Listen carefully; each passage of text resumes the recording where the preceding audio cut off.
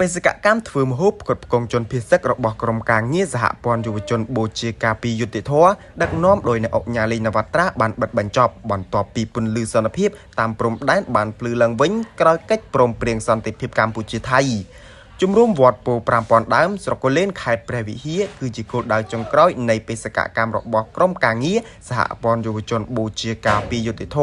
ដឹកនាំដោយអ្នកអង្គញាលីនវត្រាបានរៀបចំផ្គត់ផ្គង់ម្ហូបជូនប្រជាពលរដ្ឋភៀសនៅថ្ងៃទី30ខែតុលាឆ្នាំ2025ចាប់តាំងពីមានការផ្ទុះអាវុធតាមព្រំដែនដែលផ្ដើមឡើងដោយភាគីថៃកាលពីថ្ងៃទី24ខែកក្កដាឆ្នាំ2025ក្រុមយុវជនរបស់ក្រុមការងារសហព័ន្ធយុវជនបូជាការពីយុតិធធ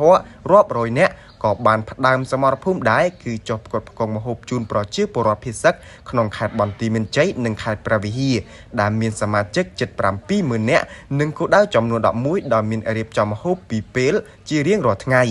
បេសកកម្មប្រកបដោយស្មារតីមោះមុតមិនរុញរាដើម្បីជាតិនិងប្រជាជនកម្ពុជានេះបានធ្វើឡើងក្រោមកិច្ចសហការជាមួយឯកឧត្តមកតិសង្ហបណ្ឌិតគុណគីមទេសរដ្ឋមន្ត្រីអនុប្រធានទី1គណៈកម្មាធិការជាតិគ្រប់គ្រងគ្រោះមហន្តរាយឯកឧត្តមមានច័ន្ទយ៉ាដាអភិបាលខេត្តឧត្តរមានជ័យនិងឯកឧត្តមគឹមរិទ្ធីអភិបាលខេត្តព្រះវិហារបន្ទាប់ពីបិទបេសកកម្មរបស់ខ្លួនក្រុមការងារសហព័ន្ធយុវជនបូជាការពីយុតិធធក៏បានបង្ហាញការគោរពដឹងគុណនិងថ្លែងអំណរគុណយ៉ាងជ្រាលជ្រៅបំផុតជូនចំពោះសម្ដេចតេជោហ៊ុនសែនប្រធានព្រឹទ្ធសភារាជរដ្ឋាភិបាលកម្ពុជាក្រុមការដឹកនាំដ៏ឆ្លៀសវៃនិងស្វាហាប់របស់សម្ដេចបវរធិបតីហ៊ុនម៉ាណែតនាយករដ្ឋមន្ត្រីដែលបានប្រកាសយកនូវភាពអត់ធ្មត់ដោះស្រាយបញ្ហាដោយសន្តិវិធី